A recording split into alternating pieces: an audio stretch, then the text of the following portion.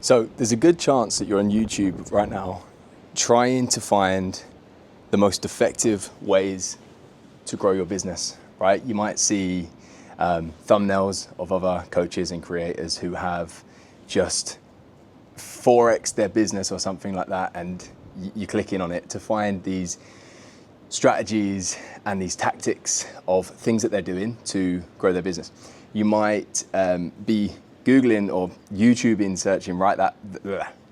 searching that right now, trying to find out what is the most effective way right now for me to grow my business. In this video, I'm going to show you or let you know how that could actually be the thing that's holding you back, right? That could actually be the thing, you searching for the most effective on paper way to grow your business could and very well may be the thing that's actually growing you back from seeing the growth in your coaching or creating business that you actually want. And I see it personally a lot. I've worked with over 100 coaches and creators helping them build their business. And when they join me, it's one of the things that I see really, really often, that they've scoured the internet or different coaches and mentors and things, tried all these different strategies and ways to grow their business. And even though they've worked really, really well for someone else, they've never actually really worked well for themselves. And it never felt good. It never really gave them the growth that they wanted. And they're wondering why. So often, it is because sometimes the most effective strategy or way to grow your business on paper right now really isn't the most effective strategy for you, right? Because one of the things that's really, really, really important when you're growing your business, especially a coaching and creating business, especially one that is a solo business as well, and it's mainly you there, even if there's a little bit of team, a VA or something else, if it's mainly you doing the work, most of the work, which most of the time it is, so often it needs to be the most effective for you, not just the most effective overall, right? It needs to be aligned to you in your operation, in your day-to-day, in the way that you're actually deciding to grow your business. So I'll give you a little story of this, right? My own experience. So a couple of years ago, I had an online fitness business. It was doing six figures, multiple years in a row. But I got to this point at around £13,000 per month, most months, or around that number, that it wasn't moving for quite some time. And I was in that state, right? I was looking for the most effective way to build this business. It was just kind of stuck there. And I was being told, and I already had been doing this, and I was being told certain things that I needed to do to grow my business. So I was growing my business in a way that genuinely didn't feel that great to me, especially for at 2 points, right? Number one, the sales process that I was taught to do and that I was being told that I needed to do and it was the most effective way, I actually kind of hated. I was being told to go on Instagram, posting, which I like to do, but then I was then told to, anyone that was on my Instagram that maybe watched the story or anything else, go and talk to them and basically pretend to be their friend. Drop them a message, oh, how's your dog doing? Or, oh, how was that restaurant that I see you went to last week? Or how was the holiday that you've just been on? Go through their Instagram, look for little things that they've done and talk to them. Honestly, it felt so disingenuous because I didn't really care. And I was just doing it for the outcome of creating a connection with them to the point where eventually they want me to be their coach, right? And this was the way that I was taught to do it. You do that, you then find a problem, and then you say, oh, I can help you on a call. You book them in for a call, and then on that call, although you've told them you're going to help them, you sell them. And with this sales process, both of those two things I actually kind of despised. I didn't like the outbound approach of, I don't mind outbound messaging, but I didn't like the outbound approach of needing to pretend to be someone's friend or pretend to take an interest in things that I wasn't interested in to make them like me. And I really didn't like sales calls a lot of the time. I didn't like, getting someone on a call, especially when it was around like, oh, I'll help you out, and then it was sneakily a sales call. Convincing someone that they needed to work with me and holding back that price until the end of the call and kind of shocking them with the price a lot of the time. I hated that whole process. The problem was my business was set up in a way where I needed sales calls, right? The whole business was built around book in as many sales calls as you can and close them, right? And that got me to a sticking point, because when everything that I had to do was to book these calls, and I actually didn't like the calls. When I saw the calls in my diary, although that meant potentially more money and business growth, when I saw the calls in my diary, I felt a sense of dread. I felt a sense of like, oh my God, I've got 3 sales calls today, and I hated them, right? So what happens internally? I'm telling myself I want business growth, but business growth requires and needs these things that I really didn't want to do. I saw it in my diary and I dreaded it, right? I didn't like the thing that I actually needed to do to grow the business. And guess what happens? You're not going to be as effective at actually doing the thing that you need to do, right? You're not going to be as effective at doing it. And that was 100% the case for me. Although I needed more sales calls booked in to grow my business, I would be really selective with the calls that I took, to the point where I was probably throwing away loads and loads and loads of calls. I was inconsistent a lot of the time at doing certain things that I needed to do to get those calls booked, because part of me wanted the calls booked to grow my business. Part of me really didn't want the calls booked because I didn't like having calls booked, and I quite liked it when I had a week of no calls, right? So there was this battle going on internally. So I was never settled. I was never feeling like I was in flow. I felt like I was forcing everything. And in that state, you are just not effective. You're not effective. You're not flowing through the workday and doing things that you love and enjoy and just doing it really, really well.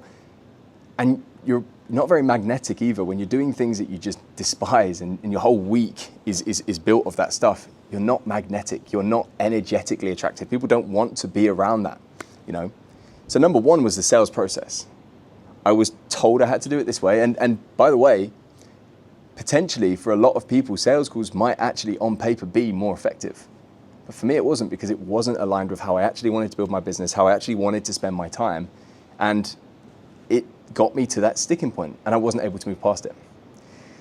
The second thing was complication. I was also being told at this point that the big thing that you need is more team, right? If you want more growth in your business, you're going to need to go and get a coach. You're going to need to go and get a lot of this stuff off your plate. And I did do that. I got a coach, got 2 coaches, inside the business at different points. I had a copywriter, I had graphic designers. But I didn't like this feeling of complexity. I didn't like this feeling of, all this extra complexity added in. And I remember even having a mindset coach at that point. I was working one-on-one with a hypnotherapist, Russell, who was amazing.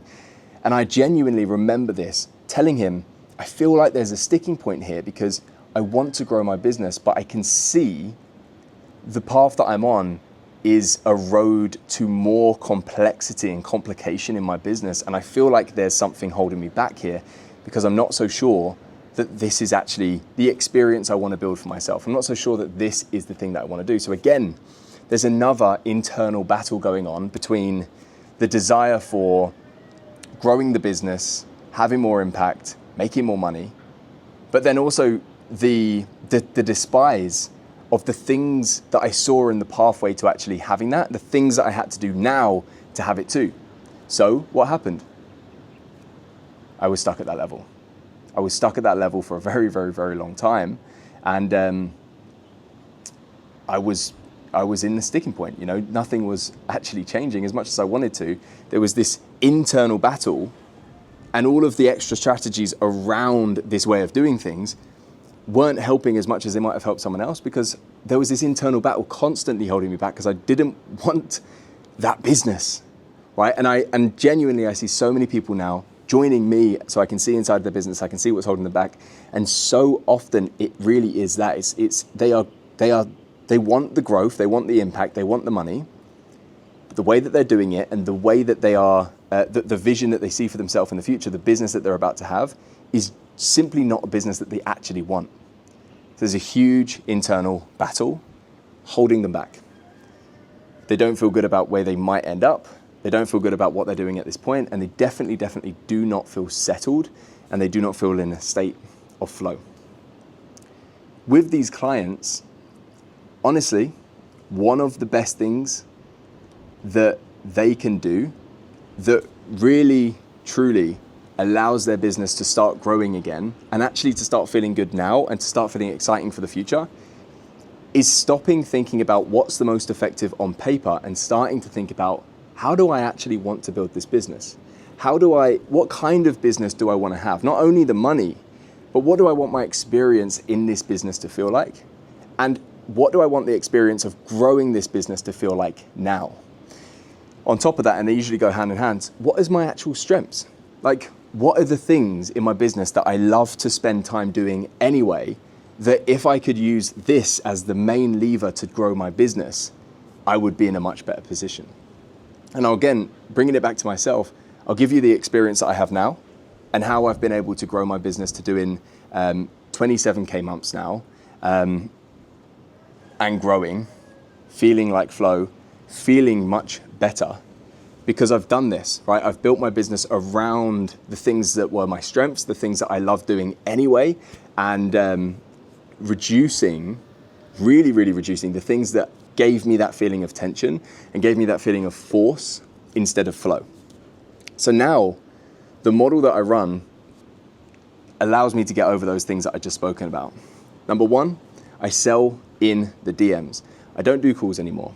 The whole system is built around me selling in the DMs, finding people that are already sold because of the rest of the system, which I'm about to talk about in a second. And then the sales process is very clean and very easy. I send them over a Google document with everything in there, and they either join or they don't join. And that's actually helped me grow my business. It hasn't taken away from sales, it's helped me grow my business because I'm doing it in a way that feels good to me. Now, in terms of the outbound, I'll still outbound every now and then when I get a sign of intent from someone. Maybe they've bought a product from me, maybe they've liked something or they followed me or something. But I'm not disingenuous anymore. I'm not trying to talk about things that I genuinely don't care about. Most of my outbound is offer-driven outbound. I'll message them, figure out where they are. I won't pretend that I care about things that I don't care about. I'll figure out where they are, and I'll make them an offer. It's not necessarily come and join my main program, but I'll make them an offer because I've got multiple micro offers that can bring them into my world, that can get them to have an experience of what it's like to work with me, that can actually solve a genuine problem for them. And this is then how the DM sales works, because they've already experienced my coaching. They've already experienced how good I could potentially be for them. And that does the heavy lifting of the sales for me, right? So they can experience me. I hope you can hear me over this wind, by the way. Should be okay. Maybe. So they can experience me. They can actually have me solve a problem for them with the assets that I've now built and the micro offers that I've got. And then once they've seen the document and it all makes sense, many of them are in. And if they're not in then, oftentimes they're going to be in some point down the 6 months. And then on the other side, right, leaning into my strengths. Back then, with the fitness business, one of the things that I would genuinely go and procrastinate with was creating assets for my clients. I am in flow when I am able to sit down on my laptop and create assets, trainings, workshops, systems, frameworks that last for a long time, that give me leverage and allow me to give it to my clients and allow them to solve the problems in their business, or in their life at that point, and their health and their fitness and whatever else, this was doing. I would actually go and procrastinate doing that stuff. I would go and spend my time, even though I should have been doing that sales stuff that I didn't like, I would go and procrastinate by creating really cool shit to give to my clients. So again, now I've created a model in my business where I can now do that with even more of the time, because it's my strength, it's the thing that I love to spend my time doing anyway.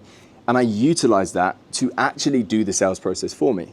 So I go and create really, really cool shit for my clients that solves problems, that gives them a way of thinking, gives them a system to be able to use and implement, or a framework to think within. And then guess what? I deliver it to my clients. That delivery to my clients now becomes an asset. Let's say it's like a video, a recording of a workshop that I do with clients. That's now an asset. And then I use this asset, I talk about it in my marketing, I talk about it in my content, and then I sell it as a micro offer, so a small, low ticket product. I sell that as a micro offer to my audience, right? So everything comes from this core piece of creating, the thing that I've always loved to do anyway. I create cool shit, I give it to my clients, they love it, I talk about it in my content, and then I put it out as an offer to my audience. This allows me to identify the highest intent people in my audience right now, because they've already spent a little bit of money with me, and then speak to those people. And instead of having a random conversation about their dog or their latest holiday, I ask them, thanks for grabbing that. Why did you get it? Where are you at the moment? And how did you like it? And that then becomes a sales conversation with a very easy invitation into my program to work with me. And honestly, since setting up a business in a way that actually works with my strengths, things that I like to do anyway, everything feels like flow. Very, very, very little of my week do I look in the calendar or look at the to-do list and I think, oh, I've got to do that now. There's always going to be I believe there's always going to be a slight bit of that, but very little feels like that. Most of it feels like flow. I'm excited to do it. And I genuinely believe as well, when you've built a week and a day that actually excites you, and the things that you're doing, they give you more energy back instead of taking it away from you, I believe you become energetically attractive as well. You're just in flow, you're doing things that feel good, and people feel that energy, I believe, in the things that you create, the things that you put out, and you in general, and they want to be around that. They don't want to be around the person that's in force the entire time, doing things that they don't like just to get the money, just to grow the business, you know? So I've built this model. Allows me to focus on my strengths and utilize that for the whole entire process pretty much. It gives me a huge amount of leverage because every month I've created more assets that are able to go out and do that selling process for me.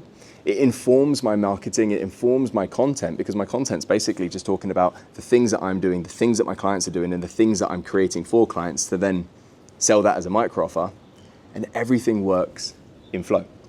So the message of this video and the message for you is think about that for yourself. Where are you feeling too much force in your business? Where are you potentially searching for what is most effective, or what you're being told is most effective on paper, but actually you don't like the experience of it? You feel that internal battle between you want to do it because you want to grow your business, but you don't want to do it because you despise it. Where are you feeling that right now? And where can you potentially shift that to utilize more of your strengths, more of the things that genuinely just feel really, really good for you, and actually build your business strategy and your model around that? When you do this, even if other people are telling you it might not be the most effective thing on paper, when you do that and you're feeling in flow at all times and it just feels good to run your business, I almost guarantee you it will work, because all these strategies work. All of these strategies work. You just need to execute it well. You know, you can any strategy, you can go and find proof of it working and it not working. So the strategies themselves are not the most important thing. It's how it's implemented, it's how it feels as well.